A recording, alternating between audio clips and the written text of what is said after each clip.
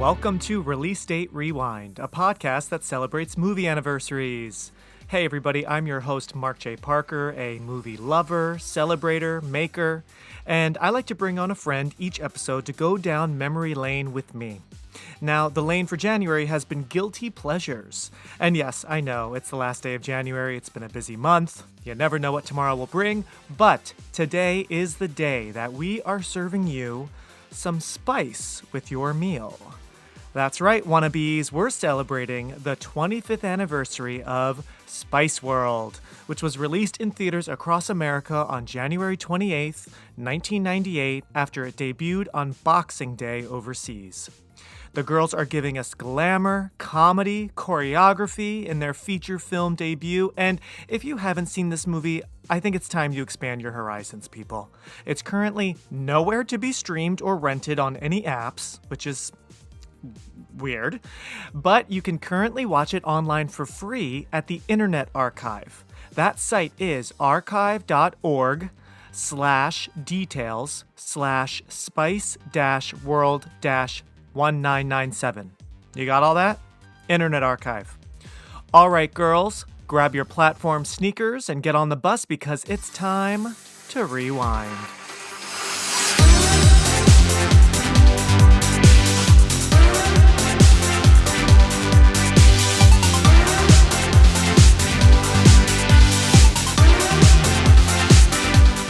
Get ready, everybody, for some girl power, because we have my friend, my Spice Girl. We grew up with these girls. You were obsessed with them. I was obsessed with them. We have stories to tell. Please, everybody, welcome back to the show. My friend, Katie Bruno, my own little Ginger Spice. Hi. I've always Ginger Spice.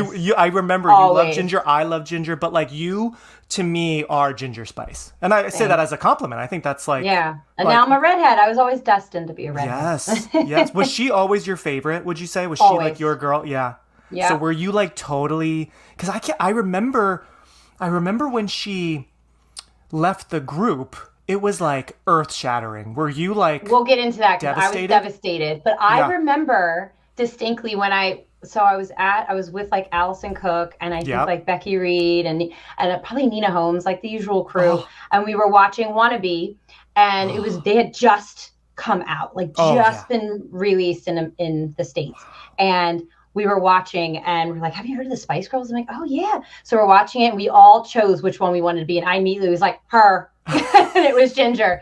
I didn't even really know who she was yet. I didn't know that she was called, Sexy Spice or Ginger Spice. Remember it was like both? Yes. Yeah. Isn't that funny? And that was always her shtick, was that she was... and Allison chose Sporty Spice. She was sporty. Yeah. And was Nina was Scary Baby? Spice. Oh, she was Scary. Nina was Scary Spice, and Becky was Posh Spice.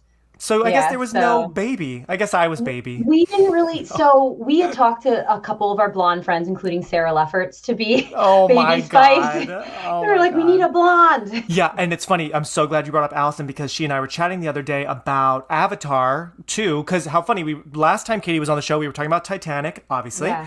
And we were talking about James Cameron and Avatar 2. Are we going to see it? I watched it because I have an award screener. And I got through it, and it's actually not so bad. It wasn't as bad as I thought. I actually quite liked it. I mean, there are moments that went over my head, and the first half hour, I'm like, I don't know if I can sit through this. But by the end, I think it's pretty solid. I think you'll like it. And there are some fun callbacks to his previous films that I won't say. But the ending, the big finale, I was like, oh, this is giving me some of that. Anyway, But so she and I were talking about Avatar 2, and I said, hey, like, I'm going to see Katie in a couple days online, and we're going to talk about Spice World if you want to, like, send me a message on what you think about Spice World. And she brought up, and I thought this was so funny, Katie. She said somewhere there is a picture. And I hope, Allison, please, if you're listening, find this picture. She said there's a photo somewhere of you and her. I think it was maybe her birthday party or some party. And she got a Spice Girl doll. We were just talking about this too. Oh, were you? I saw her over the holidays. Yeah. And apparently you were in the photo like so. What were you? Are you crying or are you pissed that you don't have a doll? What had happened was the Spice Girl dolls had been released. And of course I wanted Ginger Spice. Yeah. And you couldn't find. So when we went to Discount Harry's, which I don't know if you remember Discount Harry's. I think we got them there. So we found the dolls, but they only had Mel C and I think like Mel B maybe. They didn't have Ginger Spice. For some reason, I couldn't find Ginger Spice for a little while. So it was pretty sad. So it was a while before I got her. So yeah. So I had like Mel C. I think I had like 3 or 4 of them except Ginger or something like that. Something, that was like earth shattering for an 11-year-old. Holy Grail. Yeah. Yeah, exactly. And I must have the set. So we were at Allison's birthday party and she got Ginger Spice for her birthday. Oh my God. And I like flames on the side of my face, burning. I was so mad. I was very mature about it. So I saw her a couple weeks ago with like Jackie and Amanda and all them. And we were laughing because I was mentioning, I'm going to be on again to do Spice World. And Allison was like, do you remember? And I was like, yes, I was an asshole. Yes. Wow. So you had like a Housewives moment. You like totally lost your shit at her party. That could have been my villain origin story right there. So did you ever get a Ginger Spice doll? Yes, I did. You did. So I actually, it was a very beautiful day. I got Ginger Spice, and it was a glorious day. I had them up until about a year or 2 ago when I finally. Did you sell them? No, they weren't going for any money. No. I gave them to my niece. So I wanted sweet. them. So she played with them. So I gave her like them and like a couple other Barbies I'd been hanging on to. Wow, so you were holding on to the Spice Girls dolls until you said 2 years ago? I would say I got rid of them about 2 years ago when I was 2 moves ago. That's dedication. So I gave them to my niece. She was so excited. She had just heard of the Spice Girls. So she's literally like, wow. She was so excited. And my nephew comes around. He's like on his bike. He's coming up. And Maddie, my niece, is like, Ryan, have you heard of the Spice Girls? It was so cute. I'm like, this is perfect. Like, I don't even care if you ruin them. It's fine. It was perfect. It was like the Toy Story 3 where Andy gives his toys to the little girl. And that was kind of like my Andy Toy Story 3 moment. And that's she was so happy to sweet. get them. And, they're probably like destroyed now. Yeah, they're probably like full of shit all over them, but that's all right. They went to good use. Sorry, girls. But isn't it so funny though? Like, because how old is your niece? She is 9. So isn't that so interesting? Because or 10. The girls came out. I remember September '96 is when their first album, Spice, came out, and Wannabe was everywhere. And we were 9 then. So how perfect that you gave them to her around the same age. But isn't it so interesting? Because back then, when we were 9, if someone gave us, toys of a band from 25 years ago, I don't think we would really care. But now it's interesting because now obviously nostalgia is such a thing, like this podcast. And also now people choose their own adventure with whatever they want to watch or listen to, right? Like entertainment is way more accessible than it was when we were kids, where like you kind of just had like these certain channels and whatever your parents listened to or would allow you to buy in the CD store, Totally. Like now, like a 9-year-old could just She knows the Spice Girls. Yeah, figure it out and be like, oh my God, I love this band and I don't care that they're not new at all, right? Whereas also at that time in the late 90s, when this movie came out and everything, everyone cared about new. Like, and that's kind of what we were saying a little bit with Titanic. Like, everyone cared about the hot, like, younger people, like, new. Whereas nowadays, it's like whatever you want, So that's cool. Oh, I love that you passed them on. That's nice. I know. It was tough. It was tough. Hopefully this is part of your continuing celebrations for birthday week. And 25 years ago, I saw this movie for my birthday. So yes. Okay. Oh, wow. What a segue. That is how you do it, ladies and gentlemen. Wow. So tell me, because this movie came out, as you said, 25 years ago, January 23rd, 98. It was actually Super Bowl. It was the Super Bowl weekend, which is so ballsy. Like, what great counter programming. Because actually, and you might have read this too, this broke the record at the time. It wasn't number 1. Wait, and of course. That's early too. Yes, it was early. Normally now it's February, yeah. But this broke the record for most money made from a new movie during a Super Bowl weekend. Because it wasn't number 1. It was number 2 after Titanic, of course, because Titanic was number 1 for months, right? It made $10.5 million opening weekend. So it was number 2, but that was at the time the highest opening number for a new movie during a Super Bowl weekend, which is crazy. So I just love that they were like, all right, Everyone's watching the Super Bowl, but the Spice Girls are going to come to the U.S., baby. So tell me, Katie, what do you remember from seeing this in the theater? So I went with, I believe my mom, definitely my brother Seamus. Oh, yeah? I went with, I believe Seamus's friend Scotty was there. And Ben Reed, Becky Reed, probably Nina Holmes. Yeah, where was I? I guess I really I didn't go don't with know. you. I know I texted you and I was like, did we see this together? Well, like, you didn't, like you, Titanic. yeah. Oh, I thought you meant like, I know I texted you about going. I'm like, well, we weren't texting no. back then. No. I'm like, that wasn't around, Katie. Thanks, but no. I'm like, we didn't even have cell phones yet. Yeah. That's what we did back then. Yeah, I meant to say, Oh my God. Yeah. But no, yeah, we were I don't texting know where you were. in modern day. Yeah, I have this memory of seeing this movie. I guess I did not see it with you. I think because I remember being in one of the rooms upstairs at my old house in Morristown with Shayna Bellin and Anna Panisi. So I guess I saw it with them. But then I think I told you, I get it confused because I feel like I saw She's All That the year later with them.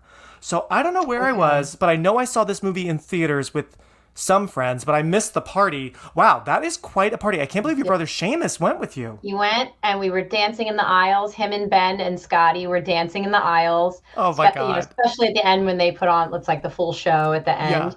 Yeah. And we were dancing and having a good old time. I was so excited. And I was so excited it was coming out on my birthday. Oh my God. Yay! What a great birthday movie. Yeah. I was I was 11. So I was 11 and just very excited. They had the movie come out on my birthday. I know, because we were talking last time we were talking a month ago. We were saying how like it came out for Christmas in the UK, but then just a few weeks later for the US, which as kids felt like agony. But what a perfect I know. time. Well, originally it was supposed to be released on Christmas with us too, was but it? there was there was financial issues that prevented it from releasing. So they had trouble selling it to distributors, honestly, because I have it listed here. They tried selling into New Line Cinema, Miramax, Paramount, 20th Century Fox, MGM, and Universal. They all turned it down. So they sold it to Columbia.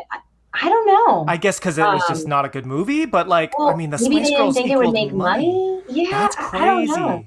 So they did, Columbia eventually bought it, but they made some last minute editing, so that delayed it to January 23rd. But originally we were supposed to get it at Christmas, so. Wow. But wow. Can you imagine? It worked out because, Titanic was still king, but at least we had some breathing room because that would have been quite a crazy Christmas with Titanic, Spice Girls, Scream 2. Can you imagine seeing Titanic and then the Spice Girls movie right after? You're like crying and then you go and you're like, well, that's actually a good follow-up. I was going to say, it's actually a great combo. Yeah. See Titanic, cry your eyes out, and then now you need a comedy to cheer you up. So there you go. My mom and I did that. We did a theater hopping. We saw Brokeback Mountain. Of course, it was just so sad at the end. My God, and then we would see the producers right after. So it was the perfect... We needed that jolt of joy after. I love that. Yeah, so that's actually, a good Titanic combo. And then Spice World. Why not? Yeah. When the world is in trouble, when our future is in danger, we call upon one man. But when he's busy, he calls 5 girls. Columbia Pictures presents The Spice Girls. All right, we're coming. In their film debut, Victoria, Emma, Mel B, Jerry, and Mel C. Okay, so let me set the scene before we talk all about this movie and try to figure it out. Make sense of it. Yep, exactly. I still love it, but yeah. Right? It's a lot of fun, but it was quite a head scratcher at times.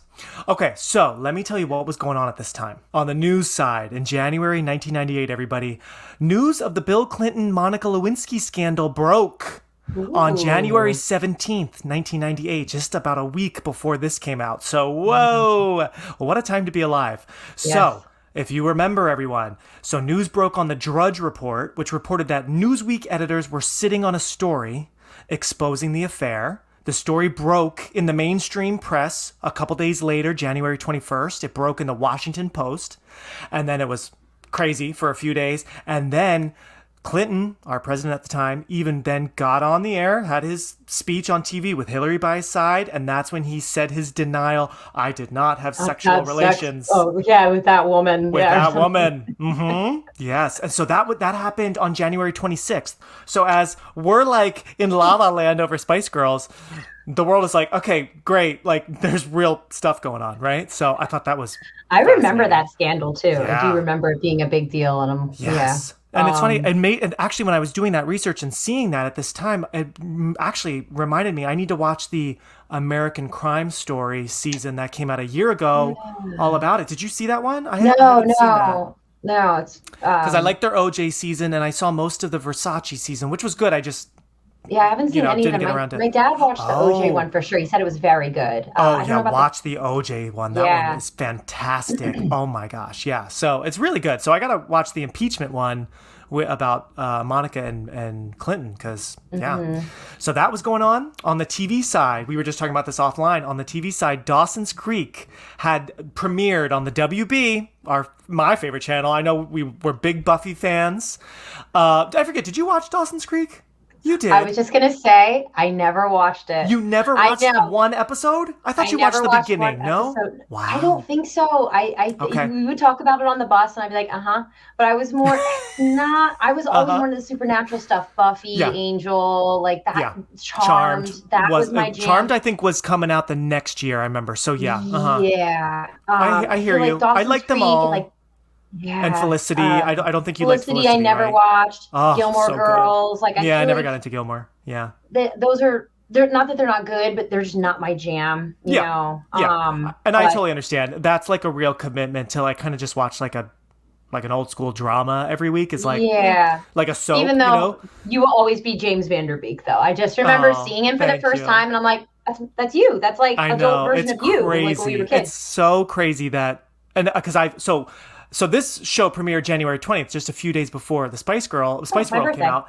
Yes, your birthday. And how funny. I guess it was a Tuesday because it started on the WB Tuesday. And I think Buffy was either Monday or Wednesday. I don't think it was on the same night. They changed nights a couple times. They changed nights. Sure. Yeah, for sure. So listeners and watchers of this, since I'm also going to post this online, just know the next episode will be a first for Release Date Rewind. I and some friends are going to talk about Dawson's Creek, the first season. Watching a few episodes, talking about it. So just keep that in mind. That's coming up next. But, rewatching the show, I gotta say, it's actually really good. Is it? Funny. Maybe I'll watch it for the show. I do whenever because I've watched movies I haven't seen for this podcast, just so I can listen to the episode and know what the hell's going on. Which is surprising because you are like me and you've seen a lot of stuff. You've seen a lot of movies. But I had never seen the John Ritter movie, Stay Tuned. You had never seen Stay Tuned? I'd never seen that. So I saw you were doing that. I'd heard of it. Yep. And I think I messaged you. I was like, I've actually never seen this. So I found it. I watched it, and I was like, how did I miss this? Like, it's such a wild ride. But I found out on your last episode, you had never seen Scrooged. I know. Thanks for listening. I had never seen it until just last month for Christmas. I know. Yeah. Isn't that crazy? It had been on my radar for years. It's funny how certain movies just pass you by. I know. And then you're like, and you add it to your list and everything's added to your list of stuff I have a list that's like 8 miles long. Yeah, right. Totally. Maybe I'll watch Dawson's Creek. Yeah, give it a shot because Katie Holmes is actually really funny as Joey, and there's a lot of movie talk because Dawson loves Spielberg. And how funny now Michelle Williams, she talks about Spielberg on the show, and now she's in a Spielberg movie and nominated. So she's nominated. That's awesome. Check it out and see if you are into it. Of course, it is a teen soap, and back then, I mean, the music is silly, very cheesy, but keep that in mind. So that had just premiered. That we knew ended up being a huge show at the time. On the music side, oh my God, this is such a throwback. Truly Madly Deeply by Savage Garden was number one. Do you remember? Of course. What a song. I loved Savage Garden. Loved them so much. I loved Ooh, I Want You, I Don't Know. Right? I need you, but gonna find out. Truly Madly Deeply. What a perfect time for that to be number one, because like we were saying, Dawson's Creek, so sappy, and that song was like such a ballad. I want to stand with you. Yeah. Right? So good. So that was number one, and I thought this was funny. I didn't realize this. Also in music news, Victoria Adams at the time time, and David Beckham got engaged January 25th, just a few days. When the movie was released, yeah. Yes. So happy engagement anniversary to them, because they just two days ago they celebrated. What a power couple. I know. Oh my God, right? What a couple. They are iconic. Yeah. So yeah, I thought that was great. And then popular movies, of course, like we said, we've been saying a couple times, Titanic, there was no beating it. It was number one for a while. It had just won some Golden Globes a couple nights previously to the Spice World premiere. So, I mean, everyone knew there's no way you're going to outdo the big ship coming to town, right? So that's kind of what was going on at the time. So now, Katie, I'm going to throw it over to you real quick. In your own words, for anyone out there who hasn't seen Spice World, who doesn't really want to rewatch it, what is this movie about? Excellent question, Mark Parker.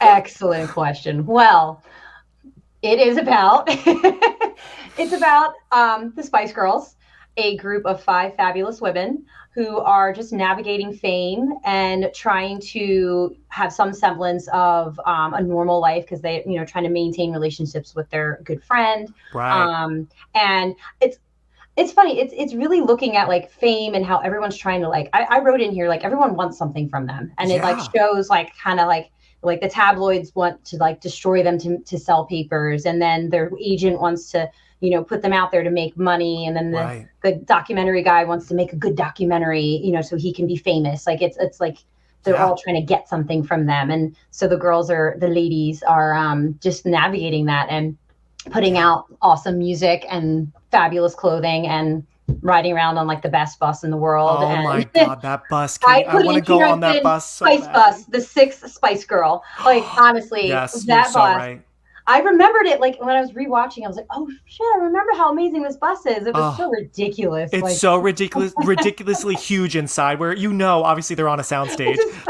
Even Greg popped in when I was rewatching it, and he's like, "Wait, they're supposed to be in the bus?" Because it showed their manager, and I don't know who the blonde woman Deborah is supposed to be. Is she sort of the manager's assistant or publicist? Yeah. Okay. She's like the assistant. The assistant manager. But the two of them are like on a balcony, like looking down at them in the bus. And Greg's like, wait. There's like Mel C has a training bike, and there's like, it's just like ridiculous. But it's like great. Such a perfect, crazy like spaceship, which is funny because then we'll get to the spaceship. Oh my God, I forgot about that scene. Yeah. I know, but anyway, I just wish, and maybe it happened and I missed the boat, but man, I really wish like the Spice Bus still like came around to different towns across the world, and like it's in you got to go now. on it. I have it written down. Hold on. It's on permanent display at Island Harbor Marina in England. So you can go see it. But it's on permanent display.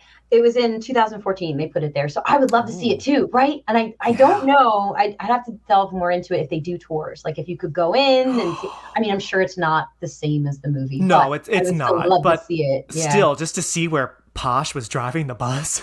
Yeah. I love that scene. Oh, I love that scene. That is so funny. And I remember you said last time the quote from that scene that you love. Do you want to say it now? One of the only quotes I remember, because I'll say it still when I'm driving and be like, Sunday drivers, it's only Saturday. Like, and I even do it in a British accent, which is amazing because I do such a great British accent, as you can hear. I love it. But I'll still do that sometimes when I'm driving and people are being slow. I'll say that line. So that did stick with me 25 years later. That's funny because that line, I had forgotten that until you brought it up. Yeah. And it's so good.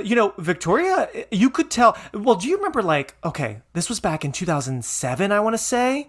Do you remember when, and I'm wearing my Spice Girls shirt, so you'll remember that was the height. This is from their concert when it says the return of the Spice Girls. I saw them with Melissa Graniti. And I want to say in like 2008, their reunion tour. Tour. I wanted to go so badly. Katie, it was so much fun. But that tour was with Ginger Spice. She did. Yes, everyone was back. I really wanted, but I think it was so hard to get tickets, and I don't know how we scored, but it was in East Rutherford, New Jersey. It was North Jersey, so we had to take a bus from the city with all these screaming girls, and we're like, okay. And I remember that tour. It was so fun, that show. But everyone in the middle of the show had a solo, and that was at the height of Victoria. Was not a singer anymore. She was blonde. Okay. She had her short, cool blonde hair. She and David Beckham were at the height of their sexiness. And also, if you remember, this is when Victoria was trying to kind of be almost like Paris Hilton and lean into like funny reality, because she had a special that summer, I want to say.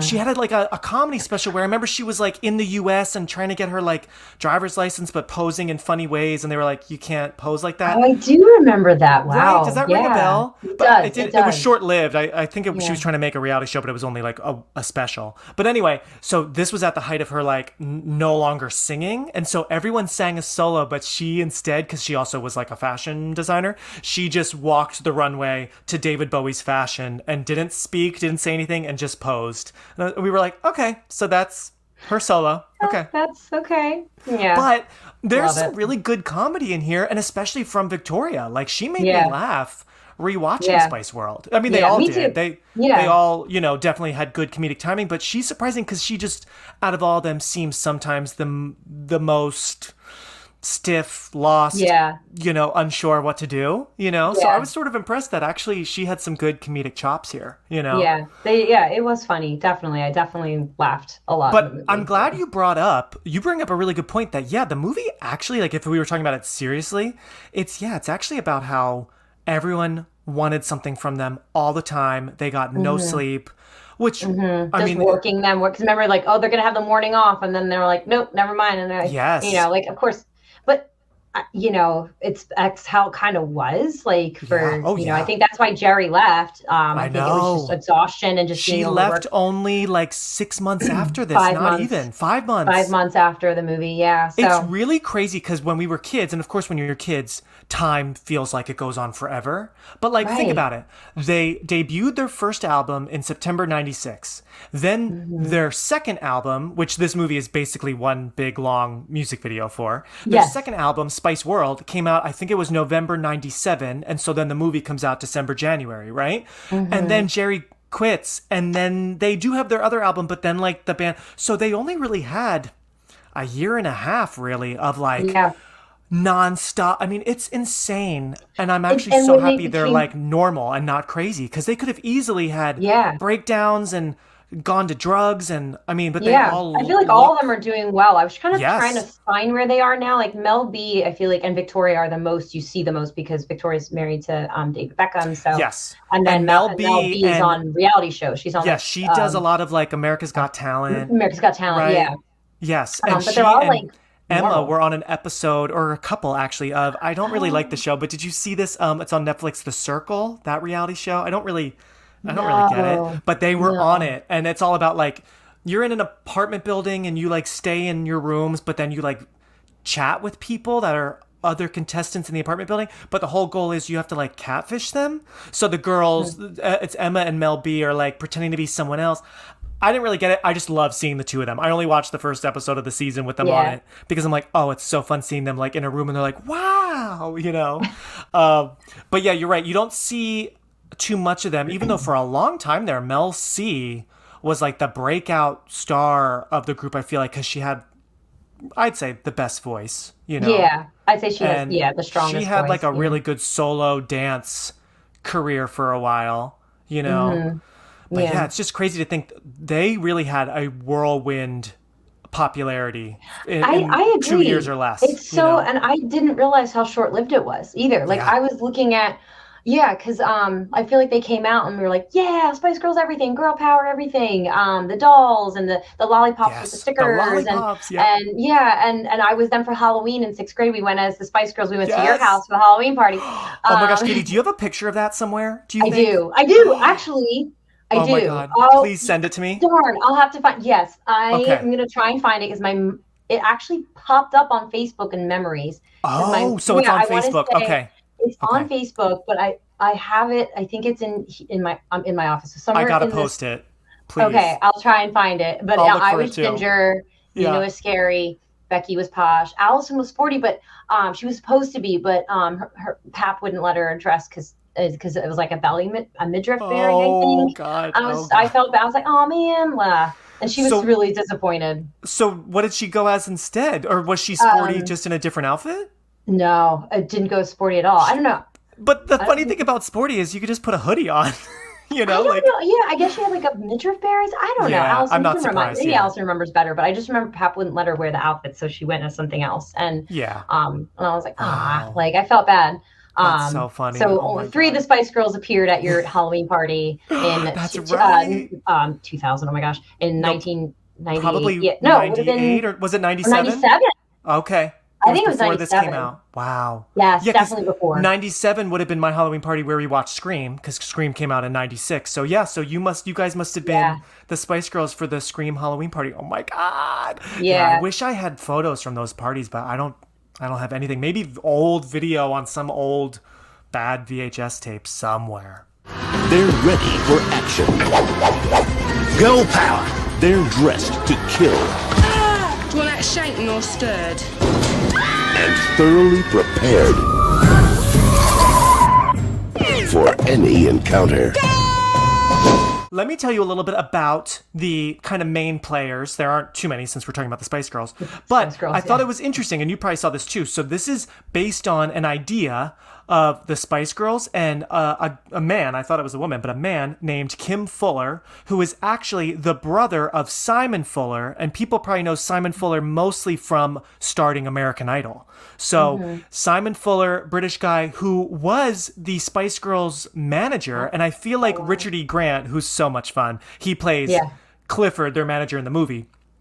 I got the vibe that Clifford is sort of modeled a little bit after Simon Fuller because so apparently he wasn't their manager, if I remember correctly when I was researching. He wasn't their manager in the very beginning of when they got started. He came on a little later, right? Did you see that too? They took meetings with him once they already were kind of successful? Yeah, because they were with a different agency or whatever, but they felt that they weren't getting enough of a chance to get their stuff out there. So they left and went, and Simon Fuller kind of picked them up. They kind of bounced around a little bit. It was they actually formed in 94. So it was even though they formed in 94, it was a couple of years before. Oh, I just knocked something. It was a couple of years before they kind of made it big, but it took a while for them to, because it was really a hard sell. An all-girl group was a tough Which sell. Is so funny because it's just hard because they were so successful right out of the gate that it's well, how would that be a hard sell? But when you think of mid-90s, there were boy bands, but there weren't too many and especially British groups. pop was all male-dominated, and so they were oh, if a girl group comes out, both men and women will be threatened, blah blah blah, and because previous girl groups were more for men, all sexy and stuff, and then the Spice Girls are no, they purposely geared themselves towards the female audience, girl power, sisterhood, so smart, right? Yeah, exactly. So it took them a while to kind of be taken seriously and get because I remember seeing old footage of them rehearsing where they look a little different, and it was before Wannabe, everyone has different hair and everything, and now you make me want to watch every YouTube clip I can find about the really early days of Spice Girls. And also, by the way, when are we going to get a Spice Girls musical? We need to get a stage musical of the rise of the Spice Girls. Come on, I know Britney finally is doing a musical that's coming to Broadway later this year, although it's apparently a story just with Britney music. It's not her life. But I want to see show me the behind the scenes of the Spice Girls. Do you know what I mean? With all their great music, right? We got actually. Yeah, put that out there. Why is that not a thing? Put that out there in the universe. I had never even thought about that. That's a great idea. To me, it's everything else. Exactly. Every There's a Beetlejuice musical. Come on, we can do one of the Spice Girls. Super successful. Yeah, let's do Spice Girls. That music would kill in a theater. Yeah, with a bunch that would be so much fun, and it could be so interactive too. You can dance in the aisles like you did in the movie. There you go. Dance in the aisle. There's no seats. Actually, it's just all flat. You just have to dance the entire time. Hey, actually, that's a pretty genius idea. It's actually in a concert venue, and it's a musical. It's a show. You're seeing a story, but you're able to just dance and drink. That's actually okay. I feel like we need to talk to Simon Fuller. I know. Or whoever. We'll give him a call. Yeah. Come on, you're in Hollywood. You know him, right? You got sure. His number. I'll try to track down his assistants, interns, the assistant to the assistant. Right. But I thought it was interesting because I saw, and maybe you did too, with Simon Fuller, that he produced this, right, and his brother wrote it with them. But by November '97, when Spice World, the album, was about to come out or coming out, they then parted ways with Simon Fuller. So they bounced around with management. I understand that because, like we were saying, it had to be such a chaotic, crazy time where they're just trying to like, find the right guidance, find the right managers, and not they wanted more control over around. what they wanted to do too. And I think they were, which is admirable, of course. Yeah, exactly. And I think that was a really big struggle for them. It seemed from what I read, them bouncing around is like having the control, having more say in what they put out there and the songs and their look and all of that.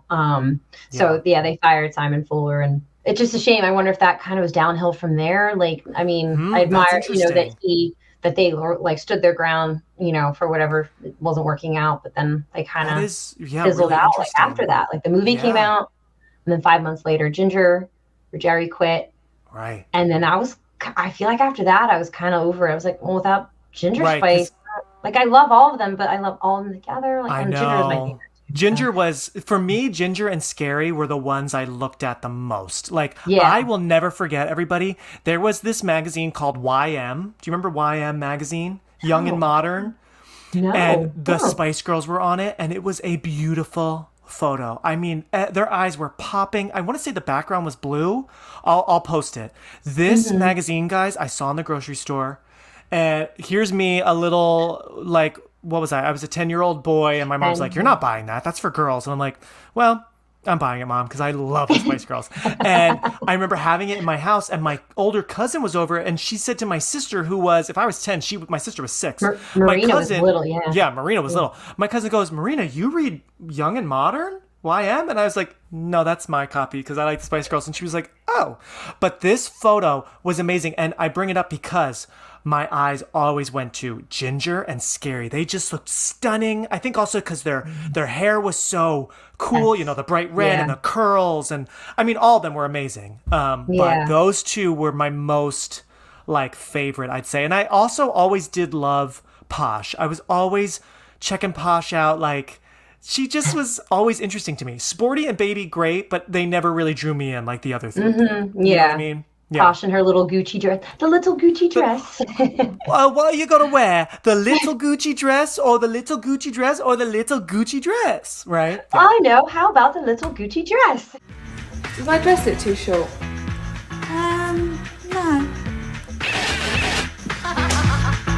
If you want to be my lover.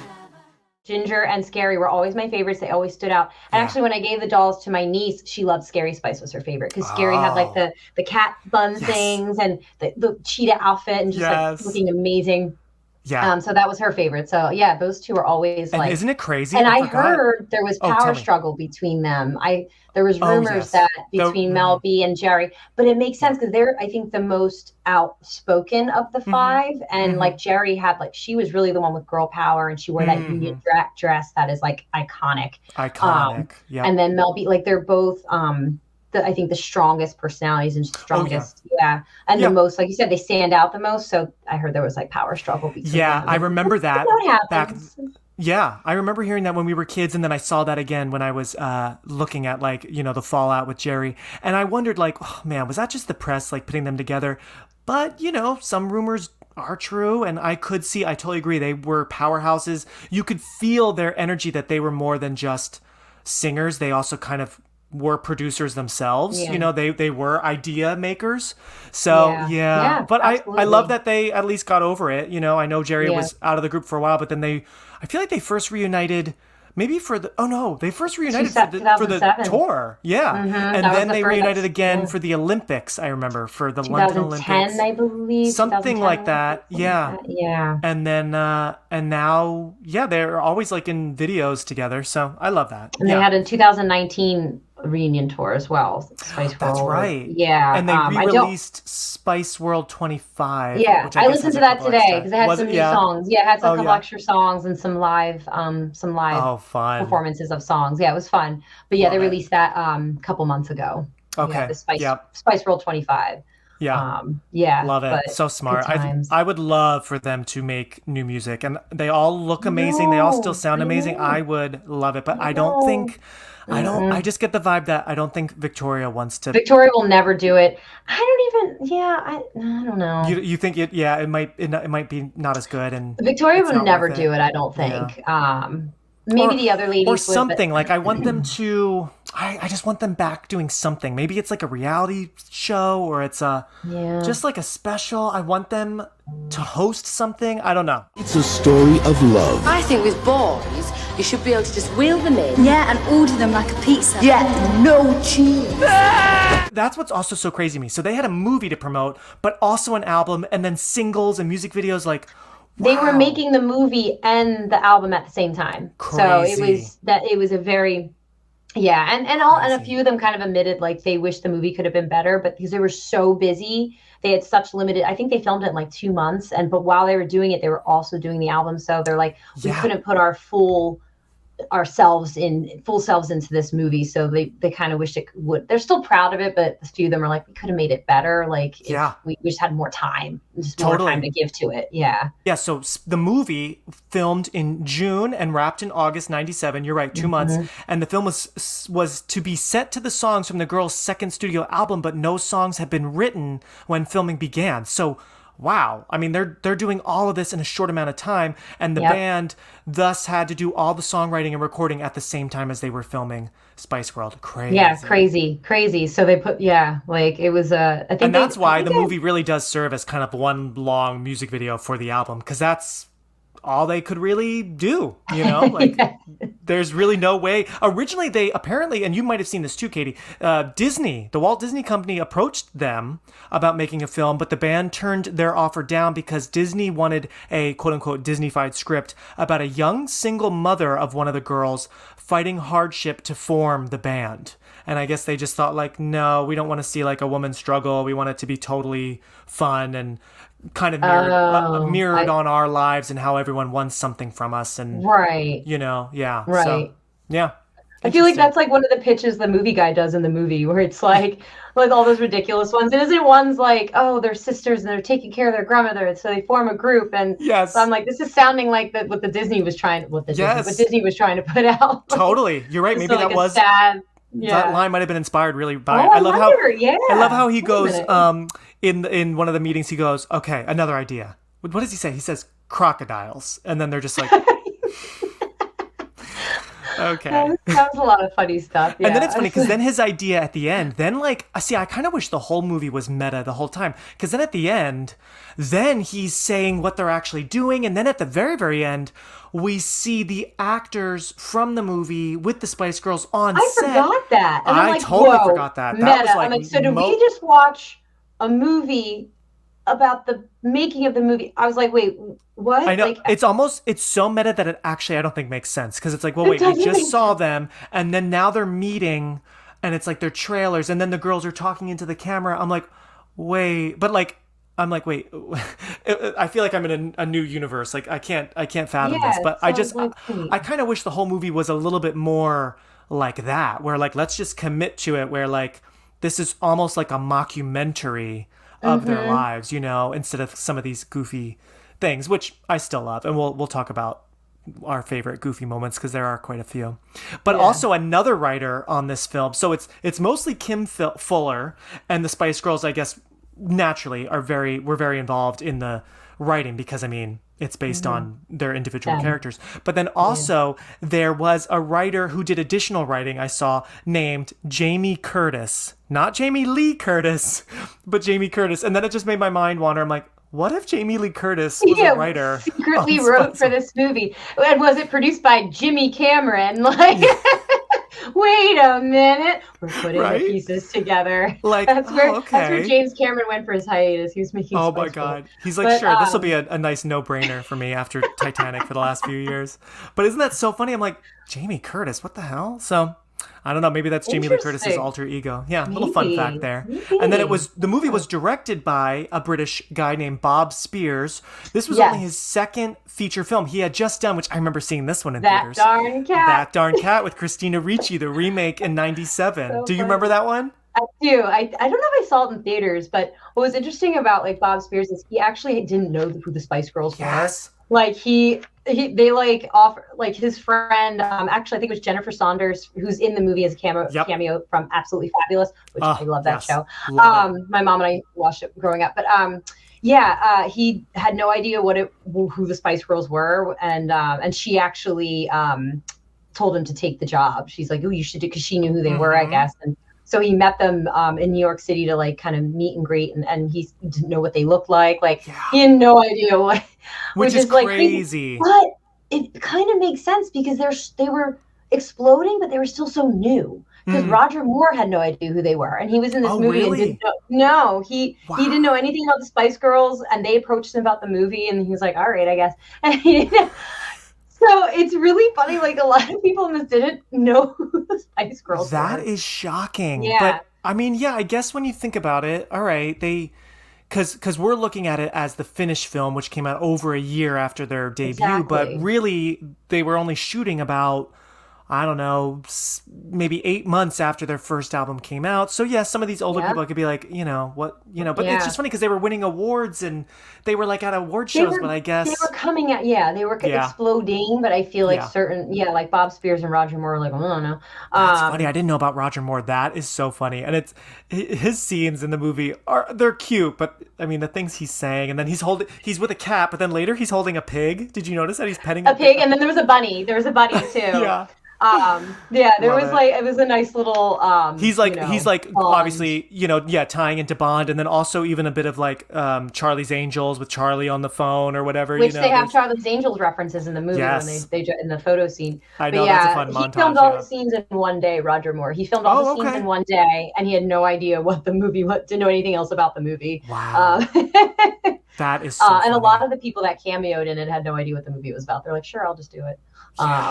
Oh my! And there are so many cameos. There are so many cameos. Some of them we don't even really know. They were like British celebs, some different hosts and stuff. But I mean, there's Elton. I was writing. There's Elton, so many people. Yeah, Elvis there's even Costello, people that Elvis Costello, which is funny because bartender. the beginning of this movie reminds me of Austin Powers. It's all very psychedelic. I wrote. It's very like Bond, psychedelic. Yes. Very silly spoof of like the spy stuff. But then it's funny because then Elvis Costello pops up as the bartender, and Elvis Costello has a cameo in Austin Powers. So I was like, wow, I feel like he's singing What the World Needs. Oh, no, that's Burt Bacharach. Elvis Costello is in something in Austin Powers. I can't remember his scene now, though. Maybe he's not in the first one. Maybe he's one of the sequels. Maybe. I forget. I don't remember. Yeah. I know he's in one of them. Burt Bacharach was in the first one. Yeah, he's in the first one. Plays his hits. Like, I just remember the name of What the world needs now. But, it's funny how, like, I feel like Spice World and Austin are a fun, wacky 90s duo. And he came out around the same time, so they kind of, are very similar to each other. It's actually shocking the Spice Girls were never fembots or anything in any of the Austin Powers movies. That would have been so fun. I guess because... Yeah, when you think about it, they were probably shooting Austin Powers while the girls were making their first album, so they didn't know each other. And then by the time the second one came out in 99, Jerry was already out of the band, so I guess there really wasn't a time for them to do one of the Austin movies, But I feel like in some alternate universe, they definitely partnered with Austin Powers. What are they called in one of the ideas? Fab Force 5? Is that what? Spice Force 5. Spice Force 5, yes. 5, yeah. Of course, yeah. So fembot. Yeah, I would watch that movie, actually. Oh, totally. Spice Force 5, 1,000%. Right? It might have been better than what we got, but, whatever. Compassion. It's really too hot in here. I need a fan.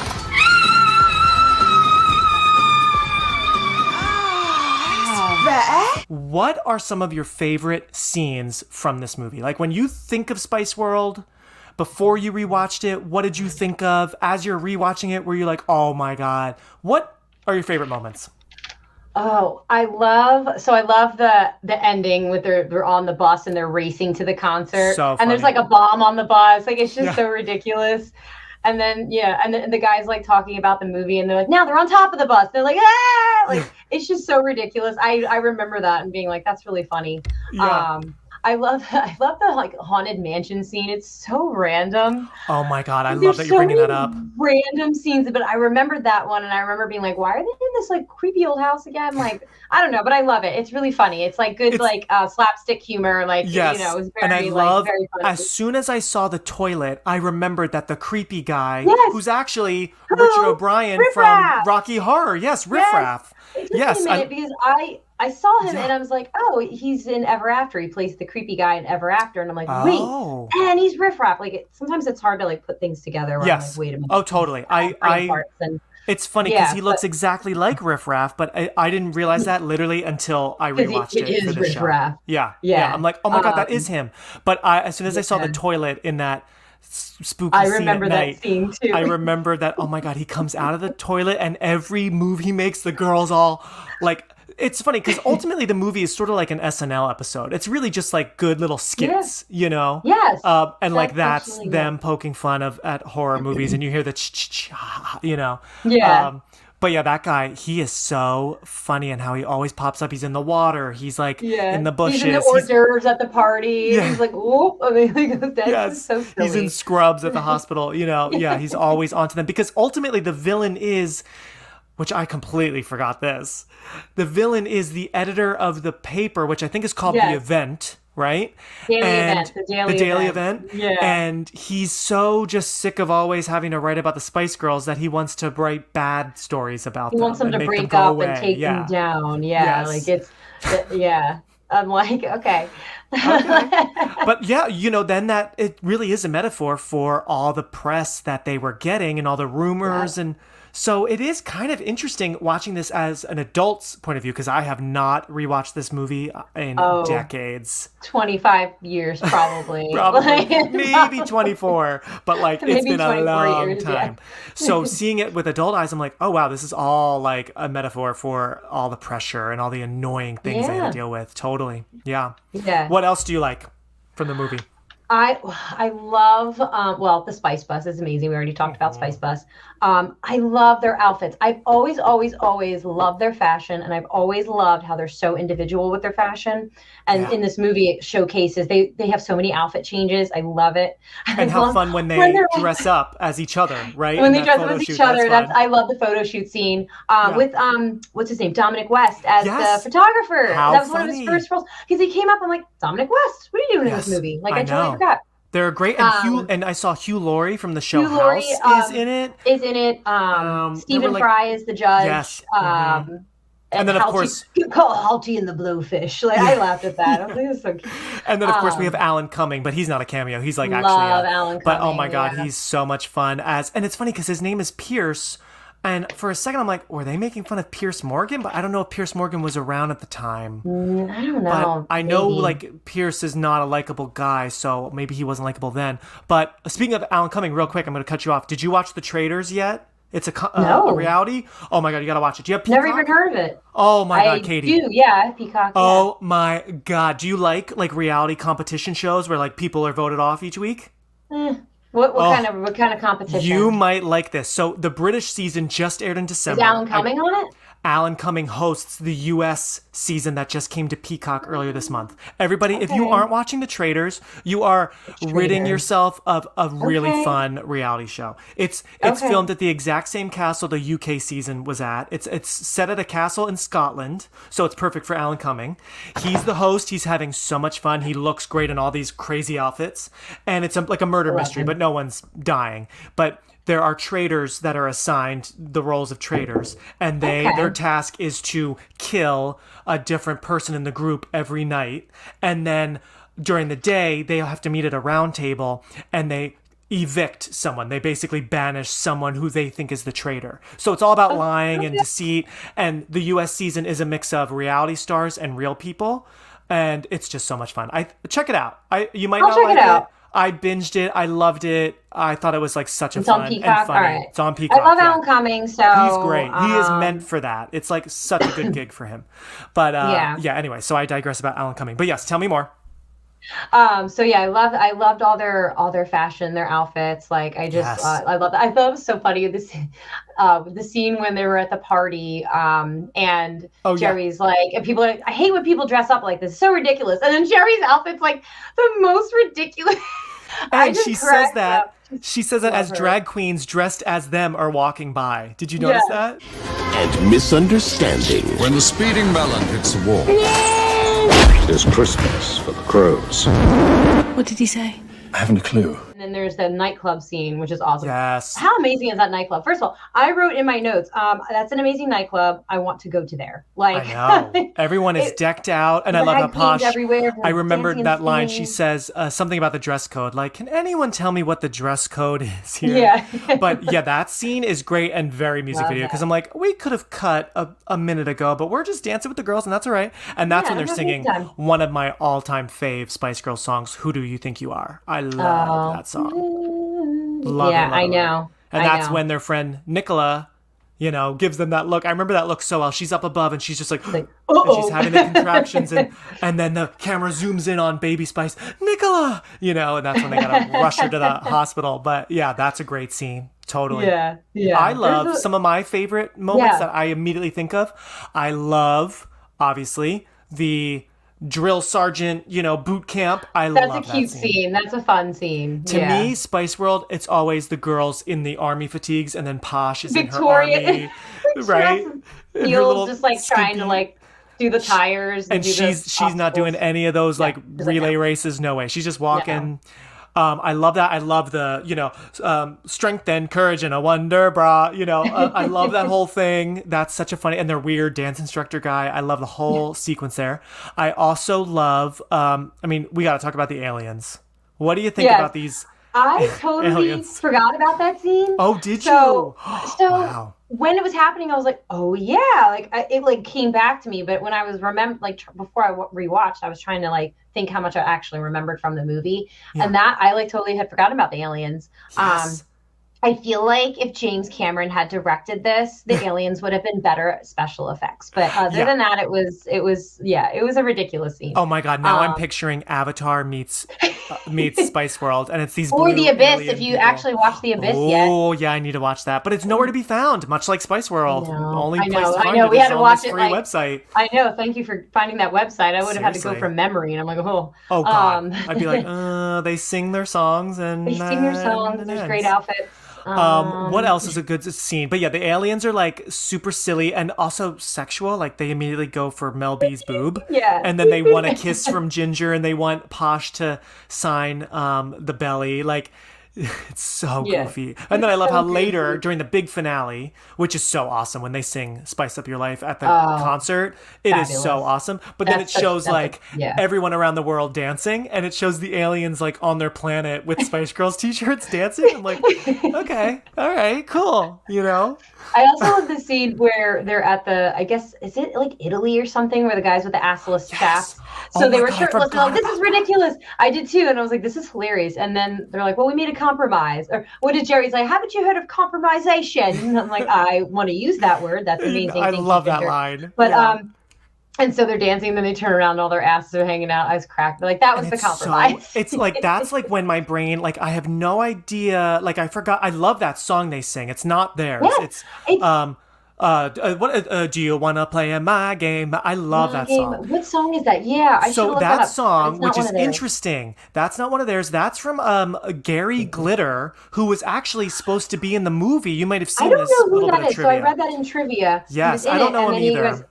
He was a British singer. Yes, he shot his whole scene and everything, but they had to pull it because of child pornography. Yeah. But they kept the song in, which I'm happy about because I love that song that they do. I'm leader of the band, or Come On, Come On. I'm the leader of the gang by Gary Glitter.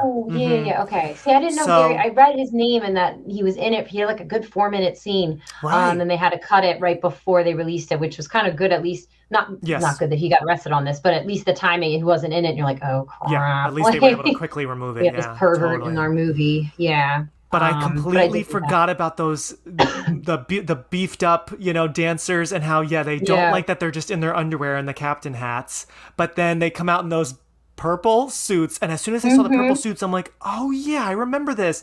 And then they turn around, and then their ass cheeks are out, and then all the girls are like, oh okay. And the manager's like, that was the compromise. That was great. Some of the jokes land, some of the comedy it works, a lot of it, or at least half of it, doesn't work, but it's still it's so cute and so family friendly that at least you get a kick out of it no matter what. They make it work. Yes. They have so much charisma and personality and individuality that I feel like it could have been a better movie. Yes, I wonder. To their point when they were saying like they wish they'd had more time to put to the movie, like I wonder if it could have actually been like a Beatles Hard Day's Night, like kind of a classic, which is compared to often the Beatles Hard Day's Night. Because I was trying to think of other movies like this, and there really aren't too many movies starring a band about a band, but like with fictional elements. This isn't a very common thing. No, so Hard Day's Night's one, and then Spinal Tap was another one. Yeah, which that's I've actually also never seen. Oh yeah, I've seen clips. I've actually never seen the whole thing either. Yeah, but I know people love it. Great. I heard it's Speaking great, of Jamie Lee Curtis, her husband Christopher Guest makes those movies. He made that movie. Yes. But yeah, and what's different about that though is at least it's a fake band. It's totally that's true. The band is totally fake for that. Which did you read that Billie Eilish thought that the Spice Girls were totally fake, like a Spinal Tap situation that they were made up for the movie? And I was like, luckily somebody schooled her, and they was like, no, honey, sit down. We gotta learn you. You're gonna learn today. Let me tell you some history, Billy. Billy, okay? honey. They were very much real. But she loves the Spice Girls. She's like, oh, they're so great. I thought they were fake. No, they are so great. But you're right. It's not a common movie. Yeah, that's a good point. Because it's not a common style. I think because it's hard, because I saw Hard Day's Night one time years and years and years ago. Never seen it. Yeah. And I can't remember. I'll look it up right now. I can't remember if it's well liked. I mean, I know fans liked it, and I'm sure it was financially successful. But much like this film, financially successful, made apparently $100 million worldwide. But like critics hated it. Roger Ebert gave this half a star. I have a bone to pick with Roger Ebert. Did you see what he said about My Girls? Okay, I know he's dead, but wherever he is from the Beyond, in the Bed Bath & Beyond, the Beyond section, literally he said, and I quote, "The Spice Girls could be duplicated by any 5 women under the age of 30 standing in line at Dunkin' Donuts." Good sir, I have been to many Dunkin' Donuts in my life. Many. I have been the girl under 30 standing in line at Dunkin' Donuts.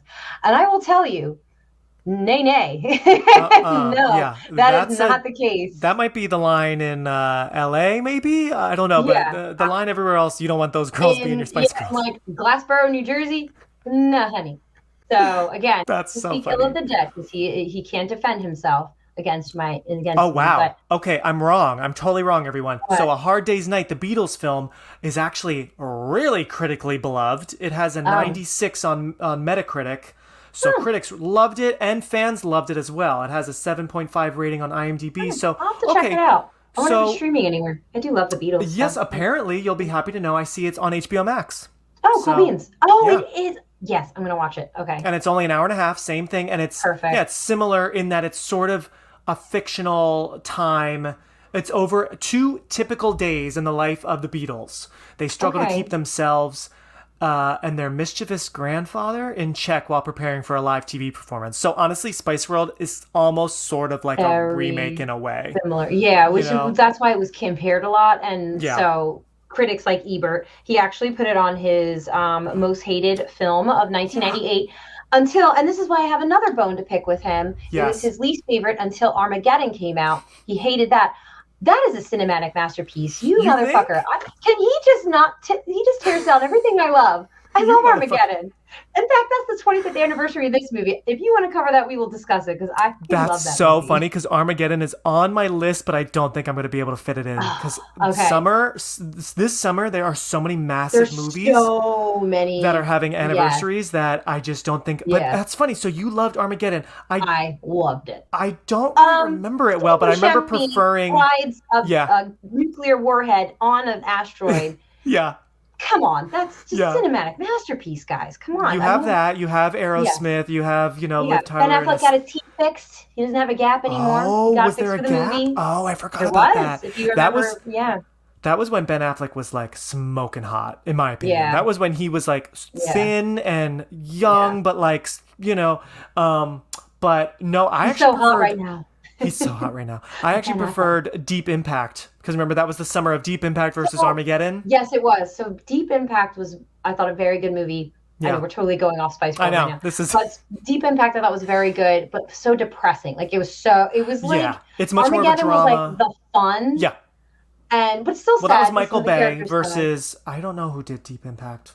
Here's a quick message about Spice World from a fellow 90s lover, Shalina. Hey Mark, it's Shalina from Everything 90s podcast. and I'm so excited and glad that you are doing an episode on Spice World. As I'm recording this, I have the VHS in my hand. I haven't seen this movie since I was a kid, but I do remember loving it. And one of my favorite scenes from that movie was when they're at that boot camp and they sing Never Give Up on the Good Times, and they go through that obstacle course. So yeah, that's my favorite memory from the movie. And happy 25 years, Spice World. Rewinders, Valentine's Day is coming up, and Nubble Light candles are a great gift for your loved ones, especially when you need something warm and bright on these cold days. So use code REWIND, REWIND, to get 20% off your order when you go to nubblelightcandle.com. And they now ship their brand new DIY Pro candle making kits, where you and your friends or family can make 6 high-quality soy candles together. Nubble Light Candle. For real, not fussy. It's hard to not have a good time. It's hard to not smile at all during this movie. And one other scene I love that I remembered well is the flashback. There are a couple weird fantasies and flashbacks. Actually 2. I love when they picture themselves as moms. Yeah, it's so funny. Mama, of course, Mama, one of the best, is playing. But and it's funny because in that scene, when it starts with Ginger and she's I think smoking and she's an older woman. Yeah. She actually, and I don't mean this disrespectfully. Yeah, I don't mean this disrespectfully, but she actually reminded me so much of Adele. Just the way she sounded, and I was like, oh my God, she's giving me Adele vibes. And actually, Adele loves the Spice Girls. Loves the Spice Girls. So I feel like she'd like yeah. that comparison, right? I don't know. Just that whole sequence made me think of Adele. But I love that when they're moms. And then also I love the flashback to when they're at the cafe and they're, young and scrappy, but still little kernels of themselves, right? But they made themselves look a little different, and they start singing Wannabe, and it's their demo version that was a little different. And I just always thought that was a cute little sort of fantasy backstory. Some of the girls actually regretted doing that background scene where they were we were friends and homeless friends, because they felt it misled fans about how they actually formed. So some of them were because they didn't feel like they were being honest. And I'm like, well, it's a movie. I knew that they were put together by, but some of they were kind of we felt we were being, misleading fans into thinking that we were best friends, before forming the Spice Girls. But I love that scene too. I think it's a really fun, cute scene. Yeah. It's cute. Definitely. Yeah. That's more like it. This January. Would you like an hors d'oeuvre? No. But I'll have one of these pie things. The only song from the Spice World album that wasn't in the movie is one of my all-time Spice Girl favorites, Move Over, which was the Generation Next song. I love that song. Maybe that's because I know that was part of the Pepsi. They were in a Pepsi commercial singing that song. So maybe it was a rights thing where it's okay, we're just going to give that to Pepsi.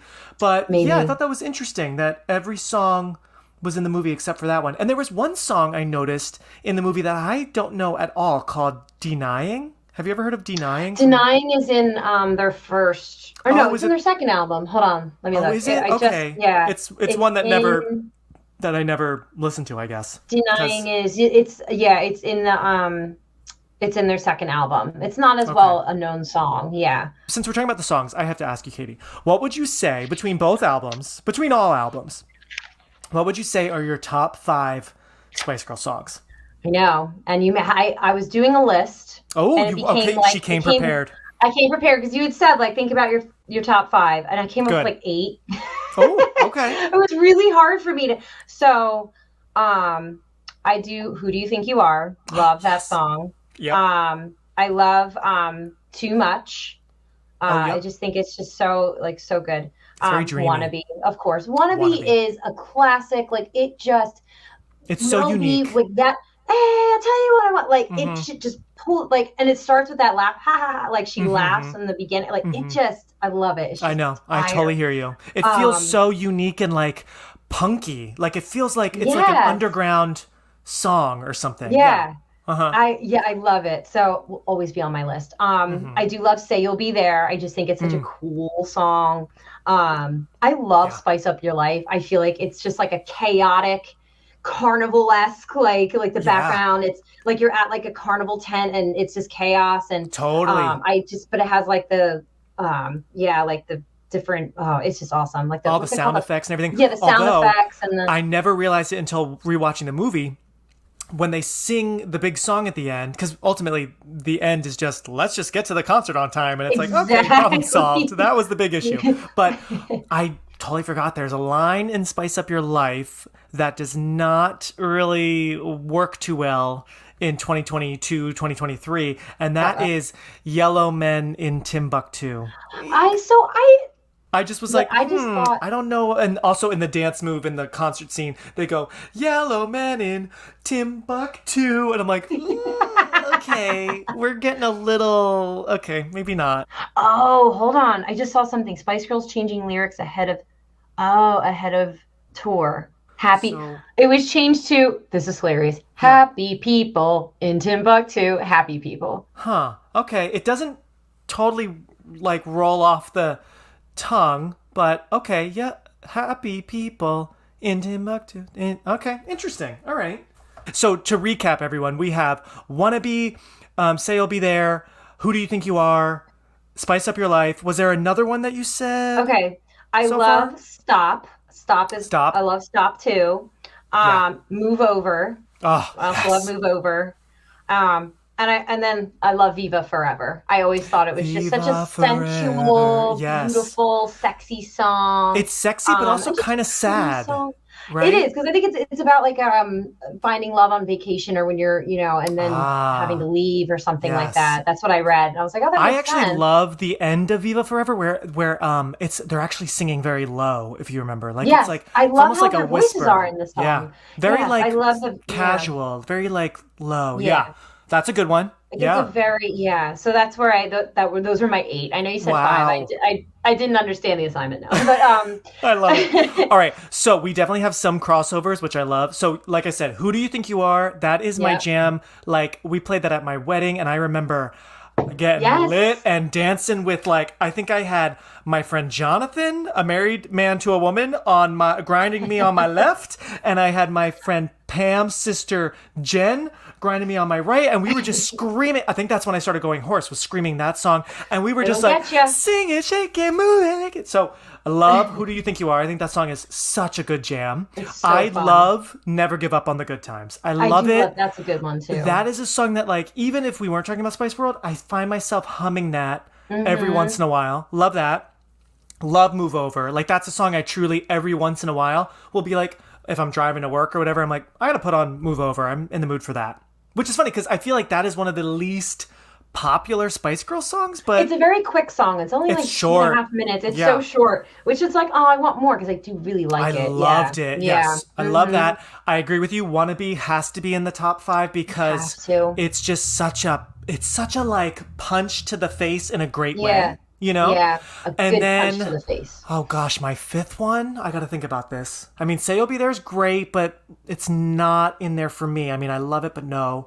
Mama could be a possibility. Mama's good. Or, damn, I was thinking about it and I forgot. Stop is really, really good. Oh God, I think I might have to lean towards Mama. Because that song, I remember CD player, playing that and just being and sitting on the bus and just being like, and I love the end how then they're sort of singing over each other a little bit. They're so good. So I think that's my top 5. But like you said, it is so hard to choose. It is hard. That's why I have 8 There's no in my bad top song. 5. Totally. And I have to say, it's so interesting. When I listened to both. I actually listened to the 3 albums. I had never heard their Forever album with just the 4 of them. Oh, you had never heard it? I had never listened to it. I don't think I had, because I listened to it. Because you have today. Goodbye My Friend. Wait, you had never listened to Goodbye My Friend? I'm sure you did. And I I loved Holler. Holler was sexy. I wanna make you holler. It had the 2000 harpsichord thing that every 2000 the album is very 2000. The album feels almost slightly like hip hop, like leaning into that kind of vibe. That's exactly what they were kind of going for, like a new sound, which I appreciate. It wasn't really for me, but I appreciate. I like some of the songs. I liked Holler and the Goodbye one. Yeah, that was really. But I listened to the 3, and it's funny. So Spice, it said it took like 18 months to like put it together, to write it, put it together. Spice World apparently was like 6 days. Oh my God. I have to say, I know, I read somewhere like 6 days, and I was like, wait, what? Because I think they were doing the movie and they were like, blah, blah, blah. They were just like crazy putting it together. Wow.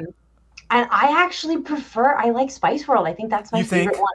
I think as an album, in terms of like, quality not song or not like how like brush over songs, there's maybe like barely any on Spice World where I'm like I'm jamming out to every single one. Like I love that. Oh, that's so impressive. And it surprised myself too, because I was re-listening and I was like, oh, you have the original and then the second one. Because the original like is still the top grossing, top selling album by a all-female group. And I'm looking at the album covers, I loved that Spice and then Spice World are very similar, where like the girls are in the letters, but but they're different enough. Like that Spice World album is amazing. I mean, both are amazing, but I just remember, and like I feel like also they had like not emojis, but they also had like little like animated versions of themselves on the Spice World album cover. Does that ring a bell at all? Do you remember seeing like, man, I gotta look it up. I'll send it to you. No, but like it was like this, cover, but then with their like avatars of like their like animated selves on it, and I remember loving that as a kid as well. I don't know what it was for, but anyway, and then Jerry was the first one I think to release a solo single, which I bought. She did that Look at Me. Do you remember that song? Like, I have that album. Oh my God, I know you do. I feel like I was like, let's play it. It was a fun album. Like it wasn't. It's very like theatrical. Of course, I'm gonna support my girl, so I went out and bought it. And Schizophonic was 1999. Schizophonic totally had that. She had another album, Scream If You Want to Go Faster, Passion. Is this all her? Mel B ended up having Eddie Murphy's baby. I remember that was like, I know that was drama. I remember that drama. But 2 other quick scenes I want to just mention that I had forgotten about and are so, again, funny, silly, so dumb. I love the boat scene where they take these 2 random girls. They're just so good. They have like cabin fever on the bus, and they're like, and you're like, what is Scary Spice yelling at the water for? And then they just get on a boat and they're singing a lollipop song, and then they go overboard. And I love when Posh says, "This is dry clean only, Melanie." Yes, I love that. Melanie.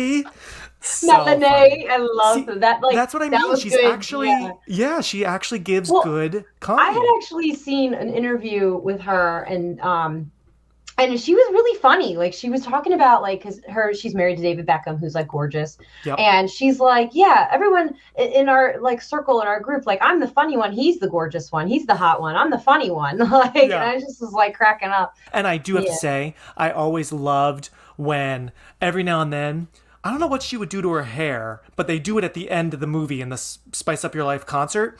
She has like that bump, and then it's like longer. So I guess she added like some extensions, but it's not too long. Man, there's something about that look that I'm always like, yes, like with that hair. I don't know what it is. The look. That's the look where I'm like, you get 'em, Posh. Make your choice. Oh, I like the blonde one. No. Sporty. Rock your world. And spice up your life with the Spice Girls. Another scene that she made me laugh. And someone on social commented with this line. I'm like, what does that mean? And I had to Google it. I'm like, oh my God. I love when they're at the hospital. Their friend Nicola is in labor, but hasn't given the baby yet. Hasn't had the baby yet. Given the baby. Given birth. And given the baby away to the cult. And the Spice Girls cult. And the parents come up to a few of the girls, including Mel C, Posh is in the middle, Victoria's in the middle, and then I think it's Jerry. And they're like, do you mind, like, our son's in a coma, like, could you try to wake him up? That would be so amazing. And first of all, point one is, as they're saying this, Victoria's in the middle and she's literally rolling her eyes. The other two are like, oh sure. She's like, I'm like, oh my God, that is darkly funny. And then when they go to see this boy Malcolm, they introduce themselves, hi, I'm Jerry Malcolm, I'm Mel C. And I'm Victoria Malcolm. I love when she shouts that as if he's I'm like, Victoria Malcolm. right? That's a great scene. Like, she gets right in that kid's face and just screams it, and they're like, don't do that, right? I've always loved that. That was like, and then she tells, Victoria tells Jerry, take your top off. Maybe that'll wake him up. And then his eyes. Said that was like his eyes pop open. Yeah. But they said that was like a nod towards, because Jerry had done nude photos prior to Spice Girls. So it was like kind of and I actually remember seeing her in Playboy. Yeah. I saw her in Playboy. Right. I think like right after she broke off from Spice Girls, I want to say. Okay. Yeah, that rings a bell. Wow, she was ballsy. Yeah. Mm-hmm. She really, walked her own lane, baby. I love it. Exactly. Good for her. Yeah, no, she was hot. I mean, like you said in the beginning, sexy Spice. Everyone knew Ginger was like, okay, and she played into that. So, I mean, do what you gotta do, girl. No shade. Yeah, I just love they all had their own little personalities. And I think that's why, like, it makes the movie fun. Like, they really do. They're very, like, captivating and yes, charismatic. And it was just so much fun watching them. Like, it was a fun rewatch. Like, it's not like the greatest movie ever by any means, but it definitely has its charm. Hello, Malcolm. It's Jerry. I'm Melanie C. And I'm Victoria Malcolm. This movie, even though we might love it or love to hate it, whatever you want to say out there, it was nominated for 7 Razzies. It was, yes, it sure was. And a few stinker awards, whatever those are. But then it was nominated for a Nickelodeon award. It was nominated for a Blockbuster award back then. So, I mean, a little bit of love, a little bit of hate. And then I thought this was interesting. In January 2019... Simon Fuller confirmed plans for an animated sequel to Spice World, but we still have not gotten it, I don't think. Animated? Animated. Because did you know, Emma had talked about that they would have done a sequel. They were kind of thinking, because it kind of leaves it open to a sequel. They could have. First movie. Mm-hmm. Totally, yeah. But Emma said that it was talked about, but when Jerry left, it just sort of, everything fizzled out. Like, Jerry left, and then they didn't really do much more, and then they kind of all broke up. They reunited in the 2000s. But so yeah, she said they did have potential plans to do a sequel. So interesting. I wonder what could have happened. I don't think we needed it. I feel like what are they? We're all right with that. You did a lot in the first one. I think we're great for the rest of our lives. But also I'm sure it would have been extremely complicated to even try, because once the 5th member leaves, I mean, how do you, it's just, I would imagine that would be one big headache, trying to get everyone in the room and figure out a story, and especially if there was tension between some of them, But it animated, that's interesting. Yeah, apparently animated with all 5 members of the band returning. It was announced back in 2019. And that it was going to be an animated movie and feature the band as superheroes. So sort of Spice Force 5. Mm-hmm. Listen, they need to make Spice Force 5. I can't say it. Spice Force 5. they at least need to do like a fun, like, do you remember when Winona Ryder and Timothée Chalamet did that Super Bowl commercial like a year or 2 ago that was the sequel to Edward Scissorhands? Yes. The Spice Girls need to do that, but like with a short video of Spice Force 5, like now. I think that would be awesome. Mark, come on. We got to put that out there in the universe. Like Spice Girls musical, Spice Force 5 Super Bowl commercial. Actually, that would be really awesome. And wasn't there Pepsi commercial in the Super Bowl? Yes. I know. Actually, so when we're done, I'm going to rewatch that awesome Pepsi commercial, because I just remember like they looked good and like it was very like shiny, I remember, and very slick, very like late 90s slick. Yeah.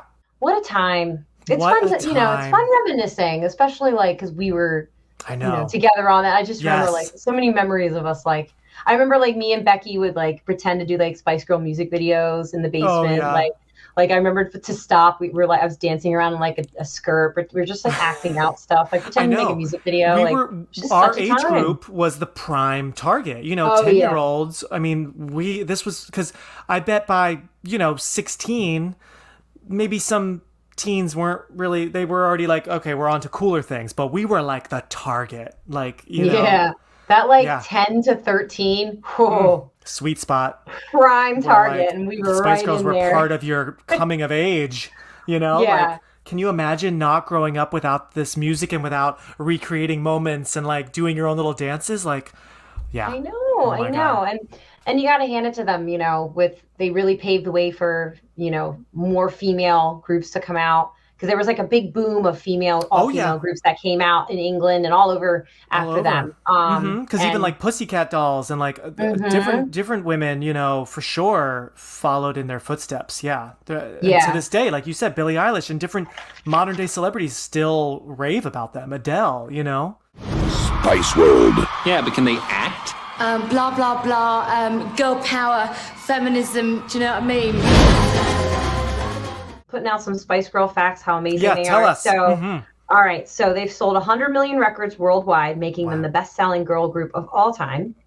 Spice, their first album, sold 23 million copies, best-selling album by a female group in history. The second is Crazy Sexy Cool by TLC at 15 million, which is such a big difference. 23 to 15, like they're really ahead. Like they're not even like close. Spice World sold 14 million, so pretty good. Oh, okay. They are one of the best-selling artists and most successful British pop acts since the Beatles. Girl power, girl power is such a huge part of like our millennial culture. Like girl power, it is like, you know, oh, absolutely, a staple. They won the Billboard Live Music Award for highest grossing engagement, making them the top touring all-female group from 1998 to 2020. Wow. So, cheers, girls. That's awesome. I know. Let me just say, Roger Ebert, this is not Dunkin' Donut, girls. And it was a happy ending for Spice World and for us, because that was a lot of fun chatting with my friend, Katie Bruno. Thanks, Ginger Spice 2.0. Thank you also to Shalina from the Everything 90s podcast for her voice cameo, and be sure to celebrate more 90s pop culture when you listen to her show. If you're a visual person, video of this conversation is now on my YouTube page when you look for @releasedaterewind, and highlights of the video will be on Portland Media Center's website and YouTube page in a few weeks, so check out for that as well. Plus, I'm on Instagram @releasedaterewind, where I post all sorts of visuals and bonus content relating to this movie, so follow the fun. Thanks, Greg Clements, for the logo, Kyle Motsinger for the theme song, and PMC. Tell your friends, spread the word, and next time, we're going to discuss another January 1998 gem, the premiere of Dawson's Creek. Do-do-do-do-do-do.